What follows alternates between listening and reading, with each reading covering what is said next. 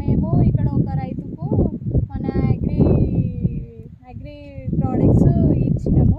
ఈ రైతుకు గ్రాన్యువల్స్ ఇవన్నీ ఇచ్చినాము. ఒకసారి రిజల్ట్ ఎట్లున్నదో ఆ రైతు మాటల్లో మనం తెలుసుకుందాం. Sir good morning. Good morning madam.